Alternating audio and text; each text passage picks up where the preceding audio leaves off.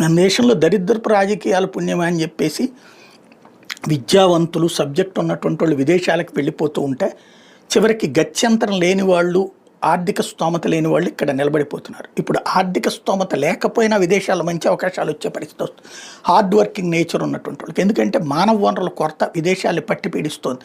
వాళ్ళు ఇప్పుడు ఇజ్రాయెల్కి మనవాళ్ళు బోల్డ్ అంతమంది పోయారు, ఏమాత్రం డబ్బులు లేనటువంటి వాళ్ళే ట్రైనింగ్లు ఇచ్చి మరి వాళ్ళు తీసుకుపోయారు. అట్లాగే ఇప్పుడు జపాన్ భారతీయులను తీసుకోవాలనుకుంటుంది. అక్కడంతా వృద్ధతరం పెరిగిపోయింది, ఒరిజినల్ మనుషులు తగ్గిపోయారు, శారీరక శ్రమ చేయగలిగిన వాళ్ళు మన దగ్గర ఎక్కువ ఉన్నారు. కాబట్టి అక్కడున్న ఇండస్ట్రీస్లో పనిచేయడానికి మన వాళ్ళని పట్టుకుపోతున్నారు, ఇంకా పట్టుకెళ్తామని చెప్తున్నారు. తద్వారా రాబోయేటటువంటి రోజుల్లో శారీరక శ్రమ చేయగలిగిన వాళ్ళు విదేశాలకు వెళ్ళిపోతారు, మానసికంగా సబ్జెక్ట్ ఉన్నటువంటి వాళ్ళు విదేశాలకు వెళ్ళిపోతారు.